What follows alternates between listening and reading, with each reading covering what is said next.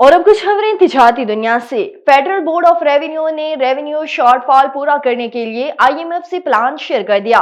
जराए FBR के मुताबिक port पर कैनिटियर्स क्लियरेंस मल्डिंग सामान ऑक्शन इन्फोर्समेंट सलाहियती में बेहतरी की जाएगी। अंडर टैक्स सेक्टर से टैक्स वसूली और अदालतों में केसेस को जल्द क्लियर किया जाएगा। आईएमएफ वक्त की आमद से कबल इन तमाम इकदाम पर पेशरफ की जाएगी। जनवरी के दौरान एफबीआर को तकरीबन 960 अरब रुपए का टैक्स हदफ हासिल करना है। 385 अरब रेवेन्यू शॉर्टफॉल मिलाकर जनवरी का टैक्स हदफ 1340 अरब रुपए तक है। और हुसूसी सरमायाकारी कौंसिल से एसआईएफसी की मुआवनत से ग्रीन स्किल्स ट्रेनिंग प्रोग्राम के लिए यूनिसेफ से मुआहिदा तय कर दिया गया। यूनिसेफ बच्चों की फिलहाल तालीम, सेहत और हुकूक के तहफ़्फ़ुज़ के लिए आलमी सतह पर सरगर्म है।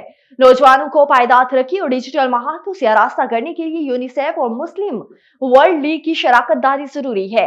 एसआईएफसी की ताउन से मुस्लिम वर्ल्ड लीग की जानिब से पाकिस्तानियों में लड़कियों की तालीम और तरबियत के लिए $1.5 मिलियन का मायदा तय पाया।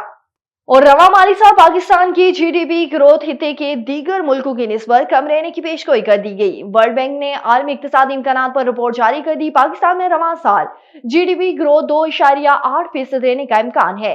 आईएमएफ का 3 और हुकूमत का 3.6% मुआशी शरह नमो का तखमीना है। अगले माली साल पाकिस्तान 3.2% की शरह से तरक्की करेगा। वर्ल्ड बैंक की रिपोर्ट में पाकिस्तान में हिते के मुकाबले सबसे कम शरह नमो रहने की भी पेशगोई की गई। ज़रिए और सनती शोबे की कारकर्दगी में बेहतरी आ रही है। मुस्तकिम करेंसी और महंगाई कंट्रोल करने से मैक्रो इकनॉमिक इस्तेहकाम नजर आया है।